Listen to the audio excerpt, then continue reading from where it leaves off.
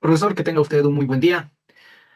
Los señores presentes, el señor López Kevin, el señor Jacome Wilson y mi persona Guayasami Josué, le vamos a dar a conocer hoy el sistema multimáquina. Como primer punto tenemos nosotros resolver el proyecto número 2 del sistema multimáquina que está presente en el libro de Yamuno de la dinámica de máquinas. Entonces, para partir, necesitamos nosotros establecer nuevamente las ecuaciones completas del modelo completo del generador sincrónico, que son en total las 14 ecuaciones que se presentan en la siguiente diapositiva. Cabe recalcar que este es el modelo completo.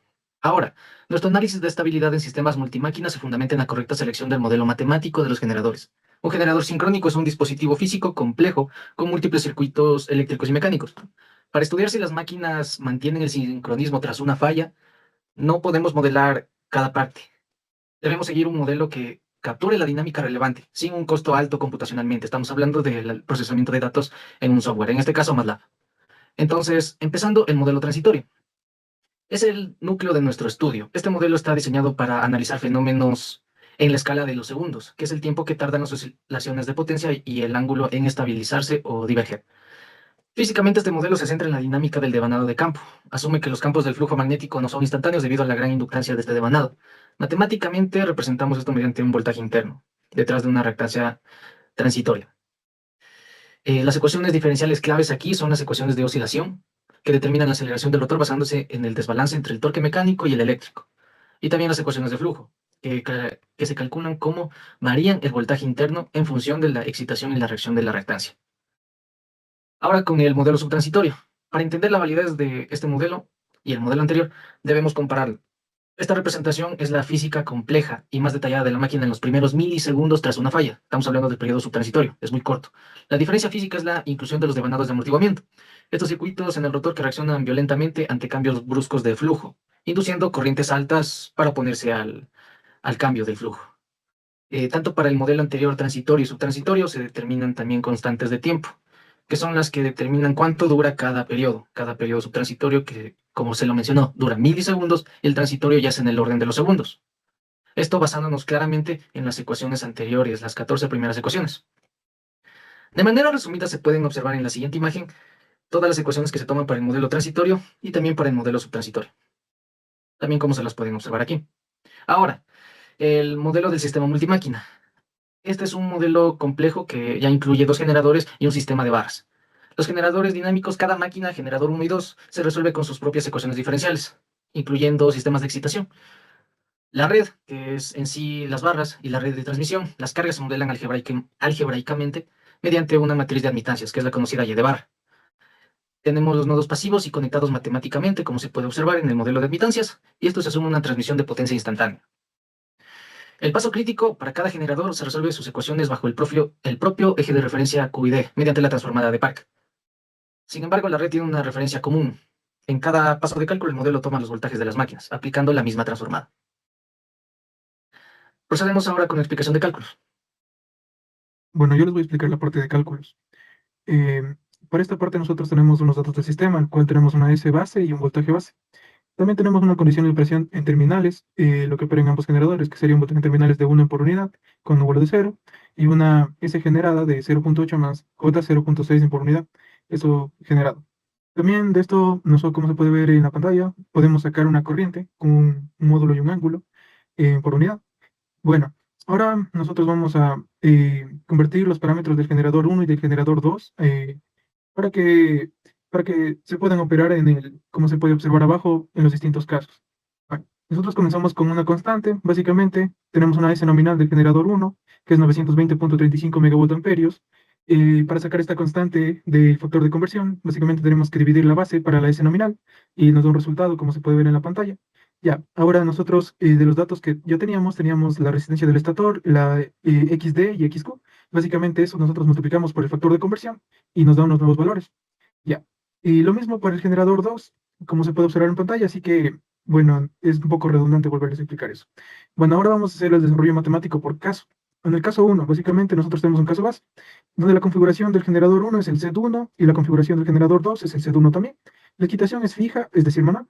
Bueno, nosotros comenzamos básicamente el primer paso para una condición inicial es sacar el ángulo delta. El ángulo delta nosotros lo podemos obtener directamente desde el voltaje.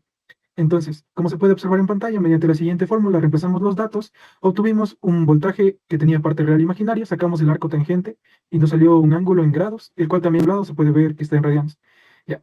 Abajo de eso, también como siguiente paso, también es lo transformado de Park en DQ. Básicamente acá sacamos los voltajes del eje directo, del eje de cuadratura, las corrientes del eje directo y del eje de cuadratura. Este ángulo que se puede observar de delta menos teta es básicamente el ángulo de la corriente que nosotros obtuvimos. Ya.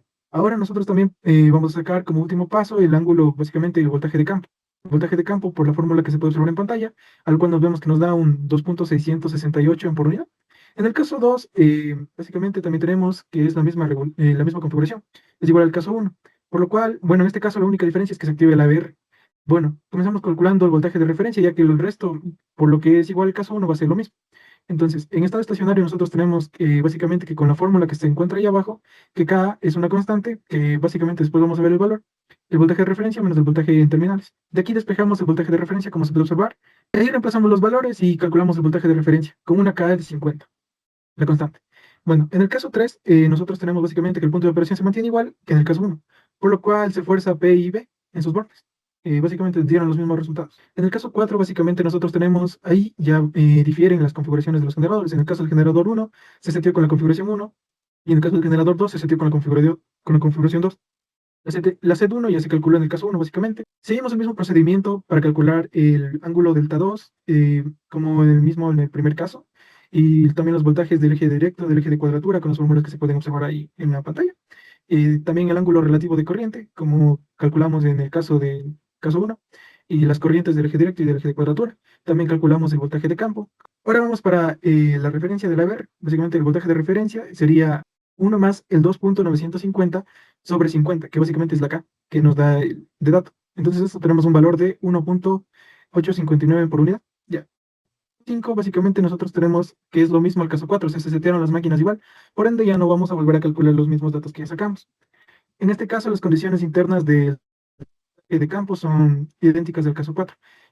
Como se puede observar también como primer punto, nosotros tenemos que el generador 1 está seteado con la configuración 1 y con un KA de 200. Entonces nosotros vamos a sacar un voltaje de referencia que sería voltaje en terminales más el voltaje de campo sobre 200, a los cuales nos da 1.0133 por unidad.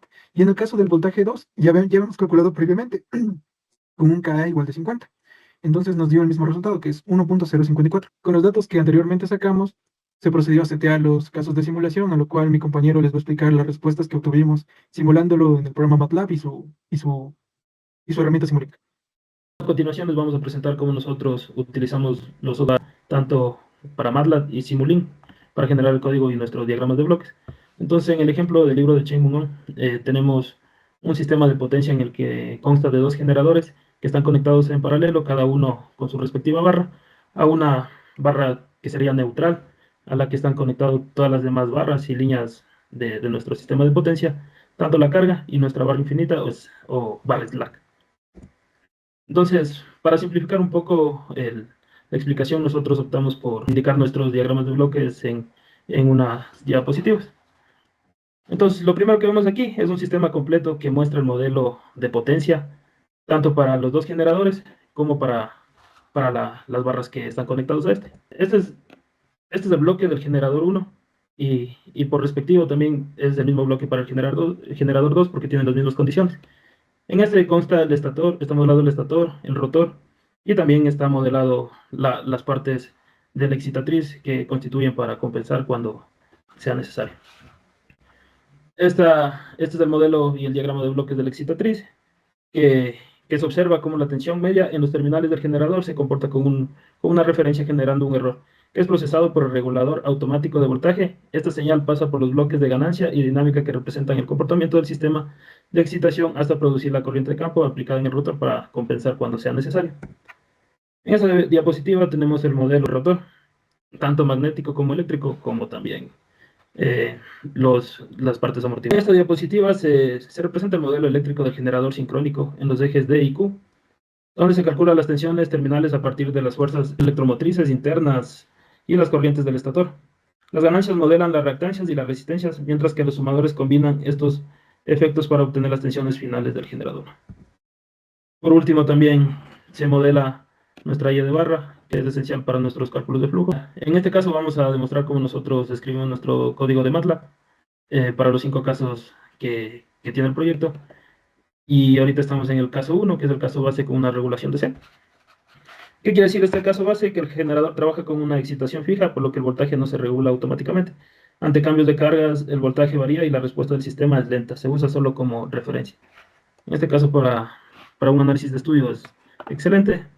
Bueno, comenzamos con una sección de limpieza para borrar, si tenemos compilaciones anteriores, los parámetros del sistema con el cual trabaja todo nuestro sistema, como la potencia, el voltaje, la corriente. Esto es clave, la excitación de las condiciones iniciales de 1 y la condición de excitaciones iniciales de 2, porque cuando es 0 nos demuestra que nuestro generador está trabajando con una excitación con una regulación de C. En cambio, cuando es 1 tenemos una regulación AC. Siguiendo con el código, tenemos los parámetros del generador 1, como ya se indicó anteriormente. Prácticamente aquí es lo mismo, tenemos las mismas variables, con la diferencia de que aquí pusimos una sección para que se imprima una tabla, para que nos demuestre las variables que estamos ingresando. Igualmente para el generador 2, que es el mismo que el generador 1 en este caso, hicimos lo mismo. Aquí comenzamos con el cálculo de las condiciones iniciales, que es exactamente lo mismo que se explicó con anterioridad. Aquí empleamos en el código para facilitar el caso de estudio en un futuro. Pusimos un condicional para saber cuándo nuestro generador está trabajando con una regulación AC o DC. Por último, tenemos el cálculo de condiciones iniciales, también tablado en una tablita. La siguiente fase de nuestro código es construir la Y de barra, por lo cual ingresamos nuestras impedancias de las líneas del circuito que les indiqué anteriormente del libro de Chim 1. También tenemos una fase para que nos tabule lo que hemos descrito. Y con esto ya podemos construir nuestra matriz de admitancias, en donde ya tenemos nuestra Y de barra, la cual le vamos a descomponer a una matriz reducida M, donde la parte real de la matriz de cálculo va a ser G, y la parte imaginaria de nuestra matriz va a ser BI. Y esto nos sirve para después poder estudiar los escenarios para cada caso. Entonces, el primer escenario que nosotros tenemos es cuando hay perturbaciones de carga, cambios de carga en nuestro sistema. Queremos saber cómo se comporta nuestros generadores, tanto el generador 1 como el generador 2. Y después, por último, vamos a ver qué pasa con nuestro sistema cuando hay una condición de falla, un cortocircuito o tal vez la desconexión del sistema. Para el caso 2, que es el caso base con una regulación AC, prácticamente es el mismo código, solo que ahora nuestra constante ya va a ser 1 y ya no va a ser 0, como les expliqué con anterioridad. El caso 3 va a ser una intensidad de red, la cual nos indica que va a haber un mayor flujo de corriente en la red, en el sistema, lo cual nos puede indicar que puede haber un aumento de carga en el sistema, por eso se necesita más corriente. Y en el caso 4, la regulación, con una regulación AC, con una máquina diferente, en este caso ya nuestra máquina, nuestro generador 1, ya no va a ser el mismo que el generador 2, dado que el generador 2 cambia sus parámetros. Y por último, el análisis del caso 5, que es el cambio de ganancia de 1 a 200, lo cual nos indica que nuestro sistema tiene que tener una respuesta mucho más rápida. Entonces, esto nos indica que se tiene que estabilizar en un tiempo mucho menor de los demás casos. Vamos a pasar a analizar en la diapositiva cada uno de los casos y su respuesta. Entonces, el caso 1 es un caso base con regulación de C. Esta regulación es un poco constante y no varía en el tiempo. Y es un poco más lenta también. Entonces, vemos nuestros resultados y tenemos un voltaje en un intervalo de tiempo de 0 a 5 segundos, bastante constante, pero en el intervalo de 5 a 10 segundos vemos que se inyecta una corriente, dado porque hemos tenido un aumento de carga, y esto también se refleja en la potencia activa, que tiene que aumentar su potencia para entregar a nuestra carga. Vemos que nuestra potencia reactiva no varía mucho, dado que el voltaje no varió tanto y esta potencia depende del voltaje. También vemos que nuestro ángulo delta, para poder compensar, también tuvo que aumentar para poder inyectar un poco más de desfase, tenerse en sincronismo. En cambio, vemos que nuestro torque electromagnético decayó bastante, dado que en este caso nosotros tuvimos un aumento de carga. Pero vemos que desde el segundo 15, esta carga fue retirada y hay un aumento de torque mecánico. Entonces, este nos inyecta el delta baja, y que podemos ver anteriormente que también nuestra potencia baja y nuestra corriente, para poder compensar todo eso, cae y comienza a estabilizarse. Entonces, eso tenemos tanto para el caso de carga. En cambio, Cuando ya tenemos una condición de falla, podemos ver que el voltaje en un momento se dispara, lo que hace que la corriente baje para poder compensar eso, la potencia baje también. El Q generado, dado que depende del voltaje, este también cae y tuvo un cortocircuito y después de un tiempo se vuelve a estabilizar. El delta aumenta para que también este pueda mantenerse en sincronismo, dado que salió un momento de su zona de confort, se podría decir, y el torque magnético también varía para poder compensar estas fallas. Esto es en el generador 1. En el generador 2 vemos que prácticamente se comporta de la misma manera, dado que está conectado en paralelo y las perturbaciones son idénticas. Para el análisis del caso 2, del caso base con regulación S, esta es una respuesta mucho más rápida, la verdad, y es la que más se utiliza en los sistemas de potencia. Igualmente aquí vemos qué pasa cuando se implementa una carga mucho mayor.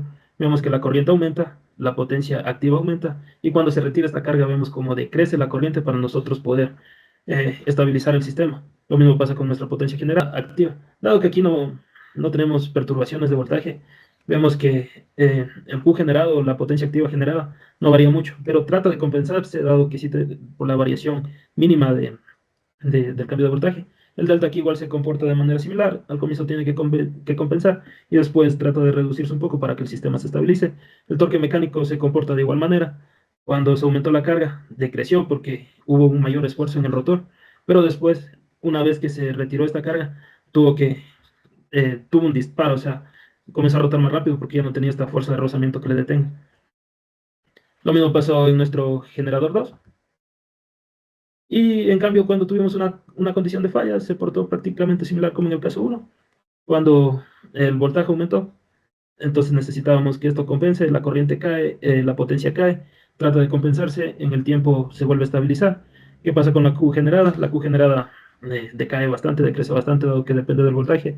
Nuestro ángulo delta aumenta para poder compensar las pérdidas y poder estabilizar de nuevo y sincronizar el sistema. Y el torque mecánico se ve que aumenta para poder ayudar al sistema a volverse a estabilizar, inyectando más torque y más voltaje generado. Lo mismo nos pasa en nuestro generador 2. Bueno, para el caso 3 tenemos un caso base con regulación AC, con mayor intensidad en la red. ¿Esto qué quiere decir? Ya expliqué anteriormente que tenemos una mayor corriente en los terminales. Y vemos cómo se comporta el sistema. Prácticamente se aumenta una carga, aumenta la corriente, la potencia aumenta, se quita la carga que se le implementó, la corriente decrece, la potencia decrece. Aquí lo mismo, el voltaje, la Q generada se mantiene prácticamente no tan invariante en el tiempo porque el voltaje no varió lo suficiente, el delta tiene que compensar y el torque mecánico decrece y crece. Lo mismo sucede para nuestro generador 2, porque tiene las mismas condiciones de operación, los mismos parámetros. Lo mismo sucede cuando se observa una falla, la corriente tiene que bajar porque el voltaje aumentó demasiado, la potencia generada igual disminuye, pero se compensa en el tiempo, vuelven a estabilizarse. Lo mismo pasa con nuestra Q generada, idénticamente a nuestros casos anteriores. Pero ¿qué pasa en el caso 4? Esta es la regulación AC con una máquina diferente. Esto quiere decir que ya tenemos dos máquinas diferentes con diferentes parámetros. Vemos que en el generador 1 se comporta prácticamente igual porque sigue siendo el mismo generador que empleamos. Pero en el generador 2 ya no es lo mismo. Varía un poco las gráficas dado que tiene que inyectar corriente porque decae un poco más. Ya son diferentes parámetros, las máquinas se comportan de manera diferente. Y vemos también la Q generada, el delta y el torque, cómo se comportaron en este generador. Esto nada más que decir, ya vimos anteriormente que cuando hay una falla en el generador 1 se comporta de manera similar, pero aquí sí vemos que hay un poco de variación en el generador 2, dado que ya se comporta de una forma algo diferente. Y por último, el caso 5, que es un caso en el cual nosotros vamos a tener una respuesta mucho más rápida porque tenemos una ganancia mucho mayor al de los casos anteriores. Entonces vemos aquí cómo ya decrecen los picos, son picos un poco menores a los de los demás. Y eso pasa en el caso 1. El delta crece igualmente que los demás. Y para compensar, el torque mecánico decrece y vuelve a crecer cuando aparece y desaparece la carga. Aquí seguimos usando una máquina diferente también, por eso tenemos este tipo de gráficas. Y en cambio, cuando ya tenemos condiciones de falla, se vuelve a comportar de diferente manera, pero un poco mucho más rápido, se podría decir. Y por último, también podemos ver en el generador 2 cómo se comporta de esta manera. Una respuesta más rápida, dado que la ganancia es mayor, entonces quiere decir que nos va a ayudar a estabilizar nuestro sistema más rápido. Bueno, eso sería todo por el día de hoy. Muchas gracias.